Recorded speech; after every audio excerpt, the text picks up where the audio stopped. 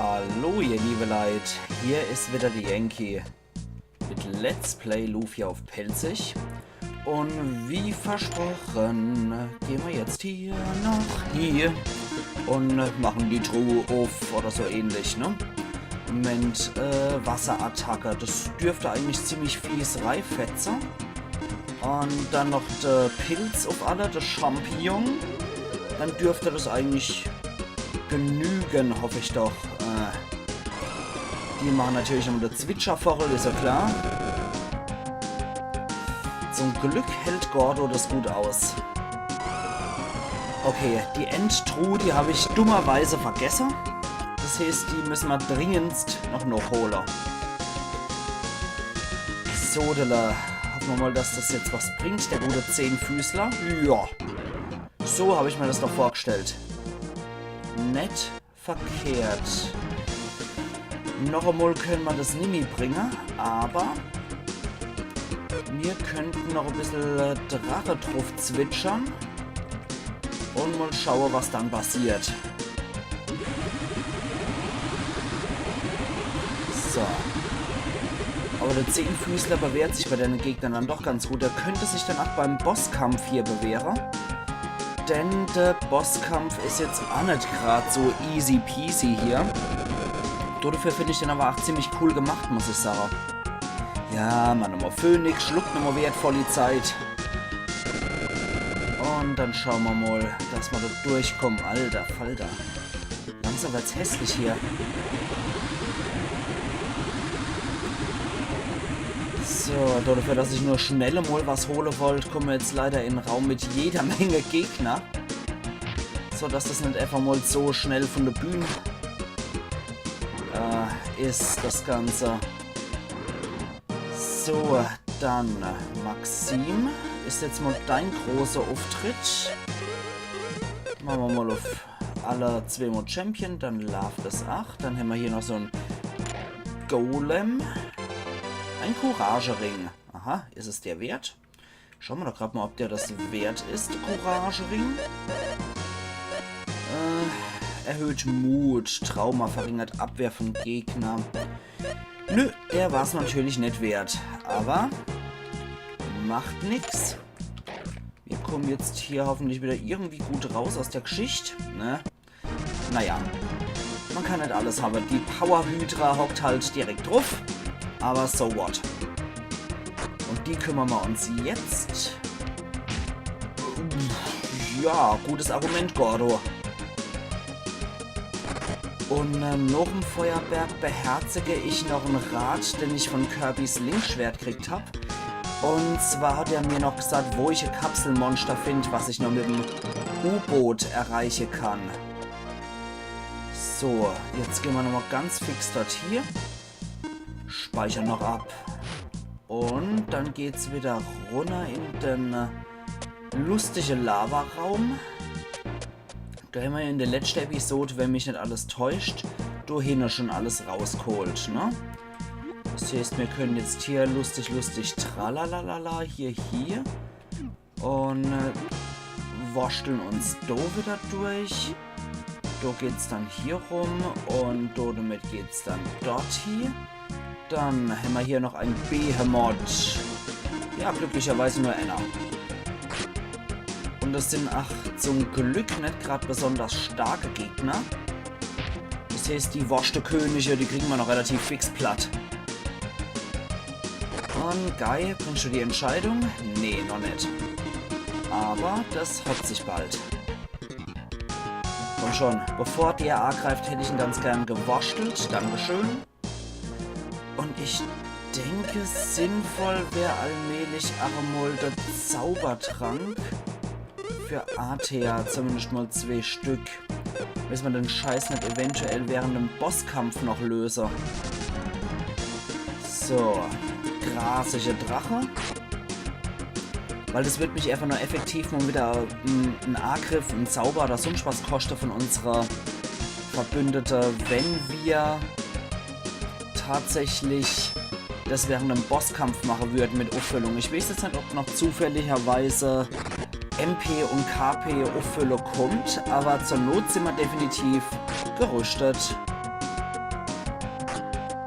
So. Ich hoffe, dass wir den Knabe jetzt auch noch relativ gut rumkriegen hier. Jo. Alles klar, die Zeit der Level ist vorbei, wie es aussieht. Jupp, die Truhe sind geplündert. Du hast noch so hässliche Venusflieger. Und wir wollen erstmal hier rüber. Okay, hier findet sich nichts. Alles klar. Unnötig wie Sau. Hier vielleicht? Ah, da gibt es tatsächlich noch irgendwas.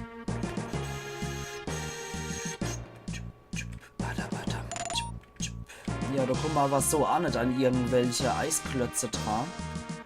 Das heißt, wir müssen ja wohl oder übel dann doch dorthin. Probieren wir mal Bomber. Hier probieren wir mal den Erdstoß aus.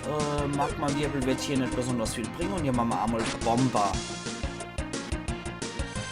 So, also wenn, dann möchte ich doch, dass es jetzt mal jeden von denen trifft, dass man die irgendwie, wenn möglich, gleichzeitig geplättet kriegen, die Freaks hier. Na also, lief doch gut. So, dann geht's hier nochmal rum. Jo. Halte mal den Gaul an. So, kriegen wir so platt. Ein Gorgonstein. Mhm. Wird wahrscheinlich zur Gorgone, wer das trägt. Schauen wir doch mal. Gorgonstein. Verlettet die Kräfte eines Gorgons. Wirbelaxt. Die KB des Gegners werden um ein Achtel reduziert. Okay, nicht schlecht. Für Guy natürlich wieder nicht verkehrt, aber ich denke, das ist dann doch eher was für Athea. Ja, babadam.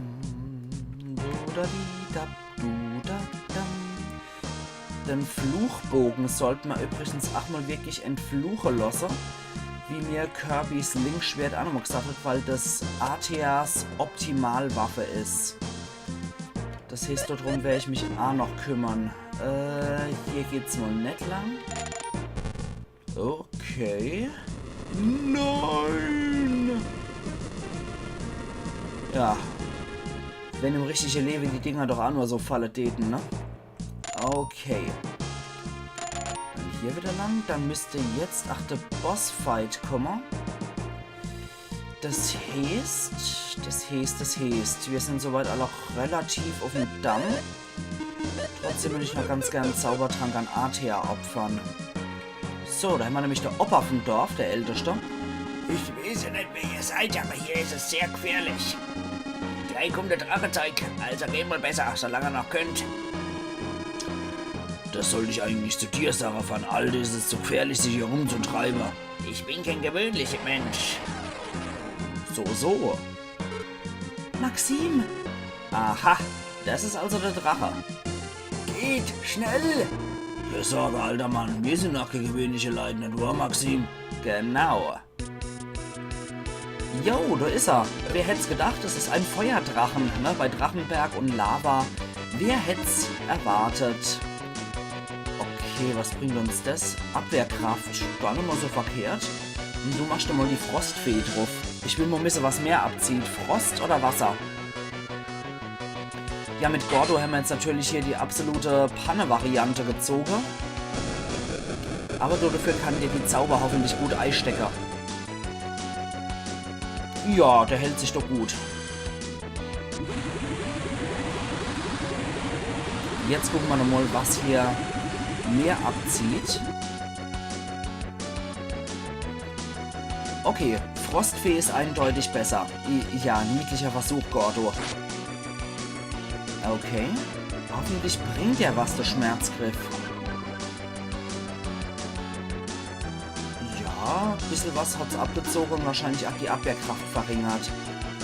Allen Kämpfern. Okay, ich denke, das können wir machen wohl. Und du haust da mal eine liebe Frostfee drauf. Du klopfst einfach so und du behältst das weiter bei. So. Gucken wir da mal, ob da ein Schuh draus wird. Ja, der haucht sich mal wieder einer. Aber bei der Zornesattacke, die auch heilend wirken, bei der wird das Kapselmonster mitkeilt, soweit ich mich da richtig erinnere. Und 50% wieder zu kriegen ist an sich auch nicht so schlecht. Schauen wir doch mal, was das bringt. Ego-Kraft 2. Ja, das ist, als hätte er Champion gewirkt. Das ist gut. Das ist echt nicht schlecht. Das heißt, Maxim ist ab jetzt unser Heiler. Und du, haust du noch einmal drauf und du zauberst wieder. Weil der wird wieder irgendwas Garstiges treiben, der Feuerdrache. Aber cool gemacht sieht er definitiv aus. Ich mag das, wie der dargestellt wird. Ach, mit einer Hörner oder etwas eierfarbene Schuppe, die da teilweise sich als Bänder rumziehen auf seinem Körper, finde ich eigentlich echt geil gemacht. Und auch die Flügel sind sehr detailliert mit einer Äderung und so. Also mir gefällt er persönlich sehr gut von der Darstellung. So, das sieht doch allmählich richtig gut aus.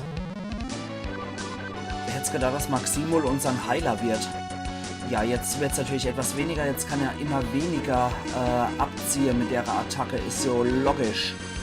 Jetzt gehen wir aber nochmal in eine fette Offensivrunde alle drauf. Weil wenn der jetzt wieder irgendeine Attacke macht, die auf alle geht, kann ich in der nächsten Runde ja wieder die Ego-Kraft anwenden. Leider war das ein fetter Biss für Gordo. Oh Mann. Ich hoffe, er bleibt uns erhalten, der gute Gordo.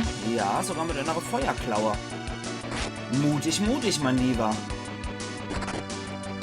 Ja, das sieht doch nicht schlecht aus. Jetzt sollten wir uns aber nochmal dringend alle heilen. Und dann nochmal weiter mit Eisattacke auf das Biest drauf.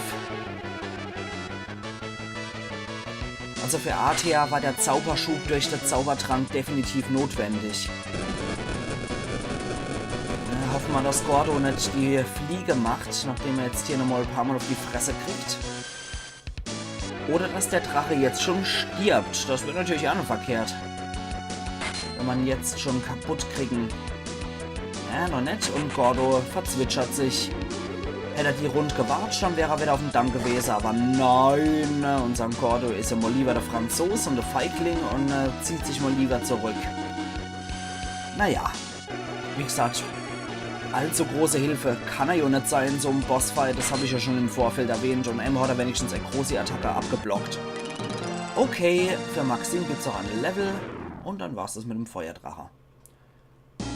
Wer seid denn ihr? Ich spüre ja Kraft. Ich bin ja sowas von sensibel. Du kannst die Energiewelle spüren? Ich habe euch doch gesagt, dass ich kein gewöhnlicher Opa bin. Wir sind also die Krieger, die die Höllefürste bekämpfen, hä? Ja, das sind wir. Das habe ich mir schon gedacht. Ihr solltet noch Aquataria gehen. Aber leider ist es Menschen nicht möglich. Wieso dann? Wenn ihr mal noch Jada kommt, dann besuch mich doch mal da. Ja klar, das machen wir doch. Ich kann euch vielleicht helfen, noch Aquataria zu gelangen. Der Rest besprechen wir dann bei mir. Alla hopp. Ich gehe jetzt zurück nach Jada und esse ein bisschen Cheddar. Ich hasse Hitze, ich kann sie nicht sehr lange ertragen. Da sind wir uns einig, Opa. Gut, so viel dazu. Jetzt haben wir der Energiewelle Opa getroffen und wie wir hier wieder rauskommen, wissen wir auch nicht, oder? Weil da drüben ist noch was und im letzten Bildschirm war ja auch noch irgendwas mit einer Truhe, die ich nicht erreicht habe, was mich dann doch etwas fuchst. Dass ich die Truhe nicht erreicht habe. Halte Monte Gaula, eventuell kommen wir hier so rüber. Ja, das sieht doch nicht schlecht aus. Ja, gar nicht mal so verkehrt. Ich hoffe, das ist jetzt Sackgasse, sonst kreische ich. Nee, ich muss nicht kreischen. Tatsächlich nicht. Sehr schön. Dann müssen wir da wieder durch mit dem Hammer. Yeah. Oh, Moment. Halte mal den Gaul an. Da gibt es auch einen Heilsirup für Oma. Okay. Damit kommen wir wahrscheinlich trotzdem nicht zu der anderen Truhe, oder? Nö. Schade. Na gut, dann muss die Truhe halt leider dort bleiben, wo sie ist. Halte mal den Gaul an. Wir worben uns jetzt noch Shada erst einmal. Dann machen wir nämlich was. In der Stadt, wo ich hin wollte, können wir das nicht machen. Deswegen geht's erst einmal Dohifa runter Ausruhe. Natürlich will ich das. Jo. Okay. Dann wollen wir zum Herr Parre gehen. Und wollen den Gegenstand entfluchen. Heilen. Oh, Moment. Na dann Machen wir das doch folgendermaßen. Fluchbogen. Jo, jetzt haben wir das Ding fest drauf. Herr Parrer. Jo, ATA ist kuriert. Und wie sieht's dann jetzt nochmal aus mit dem Ding? ATAs Bogen ist es jetzt. Perfekt. Das wurde mir erklärt, ist wie Dekars, Dekars Dekarschwert. Das ist ATAs besonderer Gegenstand. Und du kannst ihn verwenden, um alle Gegner auf einmal anzugreifen. Und Spiegelblock schützt dich vor dem Spiegelzauber des Gegners. Das klingt doch perfekt, auch wenn es dann bessere Auch wenn es dann bessere Gegenstände gibt. ATAs Bogen behalten wir doch mal als solchen. So, dann können wir uns nochmal Ammo warpen. Und zwar noch gar garstig Gordo warnen. Denn dort soll eine Unterwasserhöhle sein. Blubbermusik. Und hier kommen wir zu was. Glu, glu. Uah. Ich weiß, eigentlich hat sie schon was Beruhigendes für gewisse Zeit, aber wenn ich die Musik für längere Zeit höre, dann ist es irgendwie etwas unbehaglich, wenn die so blubbernd, gurgelnd. So, dann gehen wir doch erstmal in den Strudel rein. Ja! Lustige Musik, Wunderfrucht gefunden. Das ist ja die Fumi-Kapselmonster-Musik. So, dann hier. Ja, da ist er doch. Unser Kapselmonster des Wassers. Panzerfisch schließt sich an. Geil. Okay, gib dem Panzerfisch einen Namen. Dulan! Nein. Er heißt Dulan. Okidoki, perfekt. So, was bist denn du jetzt für einer, mein lieber Dulan? Eins fehlt uns noch, ein Monster. Panzerfisch, Fischbiss, Level 42, oder? Nicht verkehrt. Fran hat Level 32, Gordo ist bei 51, ja, lassen wir halt. Okay. Ich werde mal irgendwann ein Spezialvideo machen, wenn ich alle Kapselmonster habe. Wunderfrucht gefunden. Dass die allesamt aufgepowert werden. Bei Gordo scheint ich so dummerweise verpasst zu haben. Dem hätte ich die Mondfrucht in einer anderen Entwicklungsphase geben müssen, damit er direkt auf Level 5 geht. So ein Mist, aber ach, ne?